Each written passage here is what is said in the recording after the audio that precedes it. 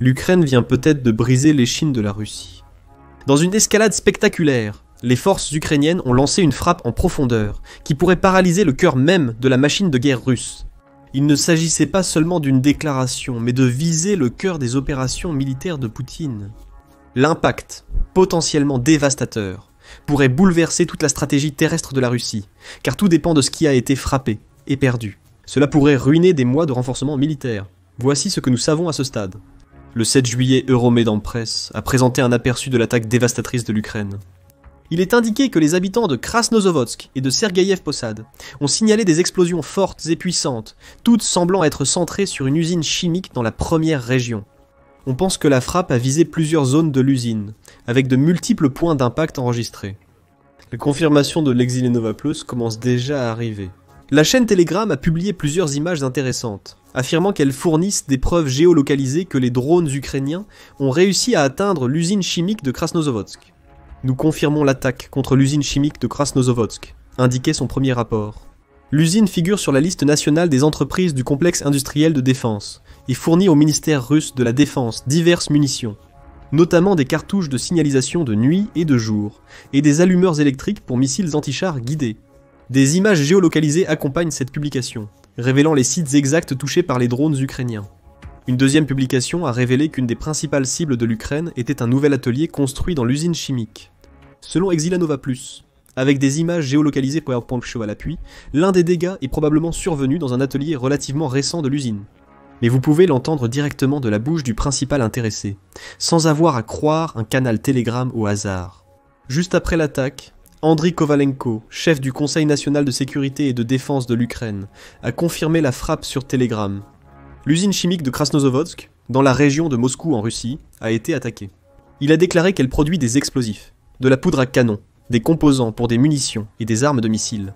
Il a ensuite expliqué pourquoi l'Ukraine avait spécifiquement visé cette usine. C'est un maillon de la chaîne technologique d'approvisionnement de l'armée russe en obus d'artillerie, en lance-roquettes multiples et en missiles balistiques.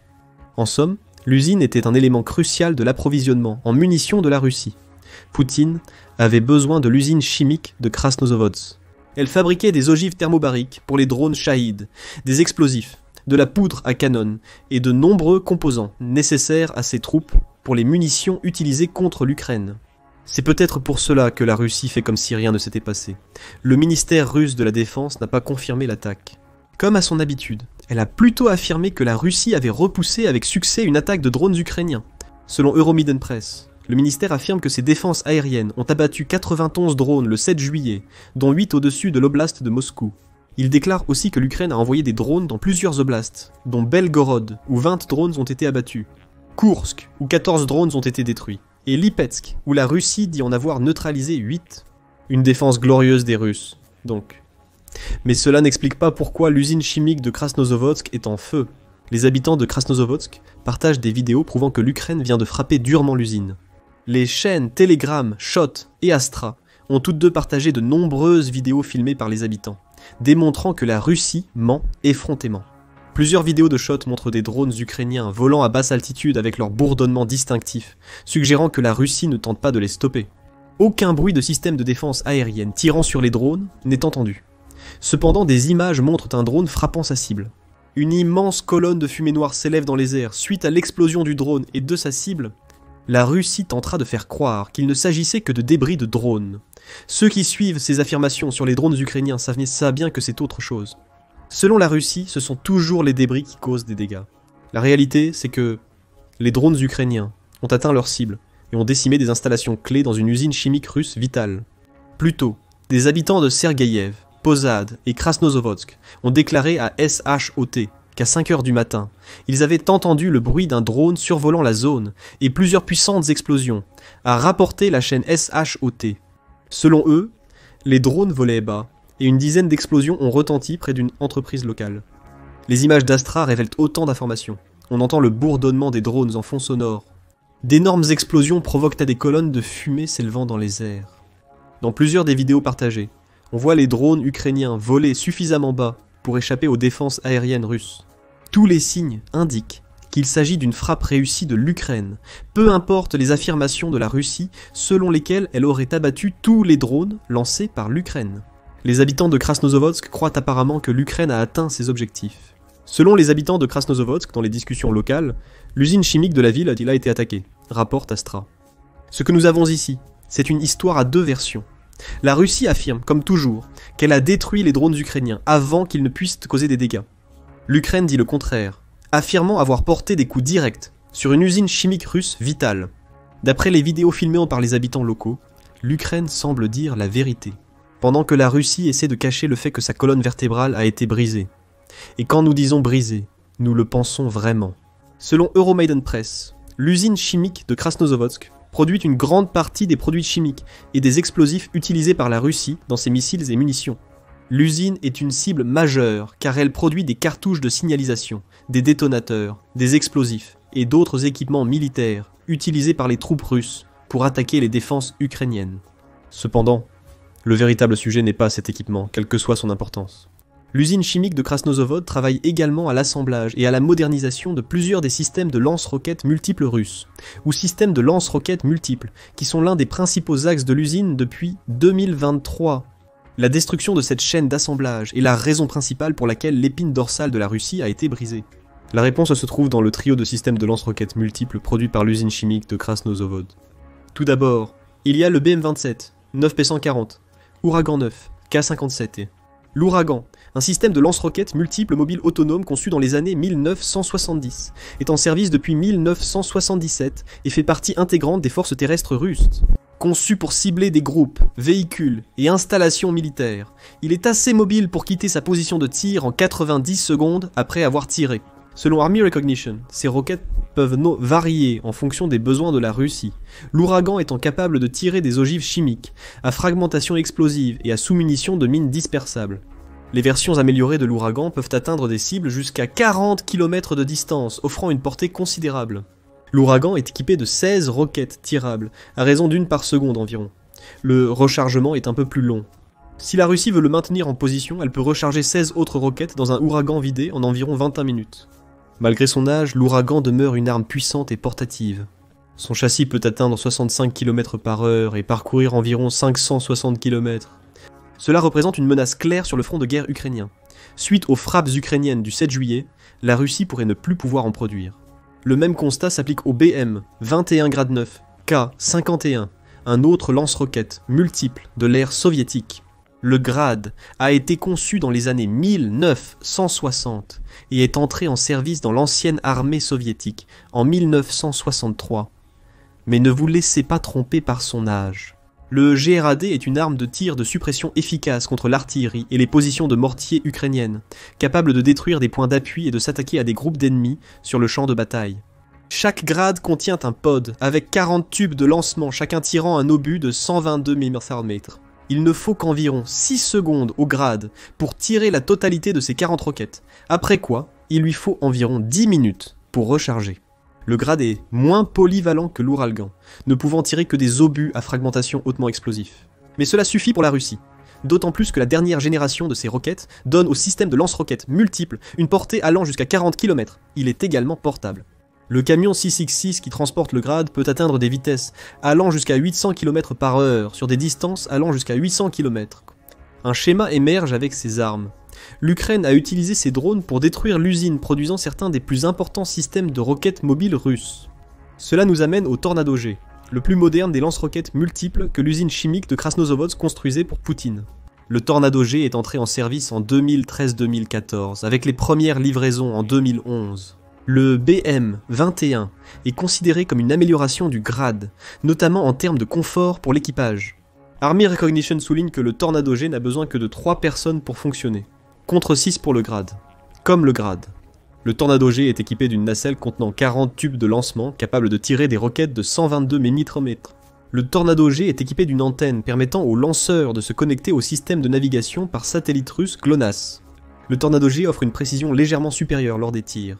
Les roquettes du système de lance-roquettes multiples ont une portée confirmée d'environ 186 miles, bien que la Russie affirme avoir développé de nouvelles roquettes, pouvant être tirées jusqu'à 56 miles. Il n'y a pas encore de confirmation. Le Tornado G a plusieurs points communs avec le Grad. Monté sur le même châssis, il offre une vitesse et une portée sur route identiques. Il est conçu pour détruire des batteries d'artillerie et de mortiers, des postes de commandement et des véhicules blindés en frappant plusieurs cibles simultanément avec ses 40 roquettes. Imaginez un GRAD dopé aux stéroïdes pour en avoir une idée. Voici un trio d'armes servant des objectifs similaires, lancer de nombreuses roquettes contre la défense ukrainienne, permettant aux forces terrestres de Poutine d'avancer. L'usine chimique de Krasnozavodsk a produit les 3 éléments, ainsi que de nombreux composants et équipements nécessaires aux forces russes. Les installations de production des lance-roquettes multiples ont été détruites, brisant avec succès l'épine dorsale de la Russie. Cela nous amène à la façon dont l'Ukraine a réussi à accomplir tout cela. Nous connaissons les grandes lignes. L'Ukraine a envoyé plusieurs drones vers l'usine chimique de Krasnozavodsk, certains atteignant leur cible. Cependant, cette attaque était différente de toutes les autres frappes de drones que l'Ukraine a menées à l'intérieur de la Russie. Pourquoi ? Eh bien, elle mettait en scène un tout nouveau drone. Selon Euromedon Press, les drones Lyuti ont été utilisés pour la majorité des frappes ukrainiennes en territoire russe. Ces drones puissants ont une forte capacité de frappe et peuvent parcourir les distances nécessaires pour que l'Ukraine frappe durement la Russie. Mais ce ne sont pas ces drones que l'Ukraine a utilisés le 7 juillet. Au lieu de cela, elle a présenté à Poutine un nouveau drone longue portée, là, le FP, un encore plus effrayant que le Lyuti. Ce drone est une amélioration considérable comparée à ceux précédemment déployés par l'Ukraine. Selon United 24 Médias, les détails concernent l'attaque de l'usine chimique de Krasnozavodsk. Le FP en a une portée allant jusqu'à 1600 km, lui permettant de frapper plus profondément derrière les lignes ennemies que la plupart des drones ukrainiens précédents. Le FP, un frappe très fort, avec une ogive de 120 kg, ce qui explique la taille des explosions visibles dans les images mentionnées précédemment. Le FP partage des similitudes avec le drone Lyuti. Il possède le même empennage en V inversé, et la même configuration à double poutre. Mais, comme le sait United 24, on peut les distinguer car le FP1 a un fuselage plus étroit et une aile droite plus large. C'est crucial. Pour abattre ces drones, la Russie ciblera généralement le fuselage, étant la partie la plus volumineuse. Toucher les ailes du FP, un aide possible mais rarement une option. Son fuselage plus étroit le rend plus difficile à atteindre que le Lyuti, un avantage stratégique important. Le drone est lancé par un propulseur à carburant solide au lieu d'un train d'atterrissage, permettant à l'Ukraine de le déployer depuis presque n'importe quel terrain, sans piste d'atterrissage. Une autre raison pour laquelle ce drone va terrifier Poutine est liée à la localisation.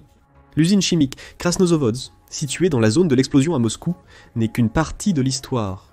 Selon Défense Express, l'usine était située exactement dans la grande ceinture de Moscou. Peu d'informations sont disponibles sur cette ceinture, malgré des mentions sur le forum Secret Projects, affirmant que le concept est apparu pendant la guerre froide. Pendant cette période, la Russie a mis en place une série d'anneaux concentriques entourant la ville de Moscou. Chaque anneau étant équipé de défenses aériennes, destinées à neutraliser toute menace aérienne visant la capitale russe. La ceinture de Moscou, supposée impénétrable, vient d'être percée par l'Ukraine. Cette partie cruciale des défenses aériennes de Moscou vient de se révéler vulnérable aux drones ukrainiens pour la première fois. Cela poussera Poutine à s'interroger. Les défenses aériennes de la grande ceinture de Moscou ont-elles failli ? C'est possible. En réexaminant les images partagées précédemment, on remarque l'absence de bruit similaire à des tirs de défense aérienne ou à des missiles visant les drones ukrainiens. Poutine s'en inquiéterait. Un cercle supposé impénétrable devient beaucoup plus vulnérable lorsque les armes qui le rendent impénétrable ne tirent pas. Mais Poutine se demandera si l'Ukraine a développé un drone capable de contourner le grand anneau de Moscou. Peut-être les défenses aériennes fonctionnaient, mais elles n'étaient pas en mesure de détecter ou d'abattre les drones FP, un Ukrainien, contrairement aux affirmations de la Russie. Si c'est le cas, Poutine sera d'autant plus inquiet. Si l'Ukraine peut utiliser des FP pour détruire une usine chimique protégée par les défenses aériennes de Moscou, qu'est-ce qui l'empêcherait de recommencer ? Frapper plus loin ? Frapper si profondément que ces drones pourraient atteindre le cœur même de Moscou ? Cela inquiétera Poutine. L'Ukraine a déjà prouvé qu'une partie de ses infrastructures militaires les plus vitales ne sont plus à l'abri de ses frappes à longue portée. Mais Moscou elle-même, si le grand anneau de Moscou échoue, tout un monde d'opportunités s'ouvre à l'Ukraine et à ses nouveaux drones FP1. Mais ce n'est pas la seule chose qui inquiétera Poutine concernant l'attaque de l'Ukraine contre l'usine chimique de Krasnozavodsk. Il doit aussi s'inquiéter du manque de munitions que l'Ukraine aurait pu créer en détruisant l'installation. En plus des 3 systèmes de lance-roquettes multiples détaillés, l'usine de Krasnozavodsk fabriquait de nombreux composants et explosifs utilisés par la Russie dans ses missiles et son artillerie. Si tout cela a également disparu, la Russie est dans de beaux draps. La perte de l'usine chimique de Krasnozavodsk pourrait sérieusement affecter la production d'armes en Russie. Le groupe d'intérêt scientifique a rapporté en juin 2024 que la Russie avait augmenté sa production interne de munitions au point d'en fabriquer 22 fois plus qu'avant que Vladimir Poutine ne lance son invasion. Cette montée en puissance nécessite un fonctionnement parfait de chaque maillon de la chaîne d'approvisionnement russe, cette colonne vertébrale déjà mentionnée. La perte de l'usine chimique de Krasnozavodsk compromet toute la chaîne d'approvisionnement car un maillon essentiel a été supprimé. La Russie devra s'adapter en reconstruisant les installations détruites qui me causent à Krasnozavodsk pendant des semaines, voire des mois, tout en sachant que l'Ukraine pourrait frapper à nouveau à tout moment.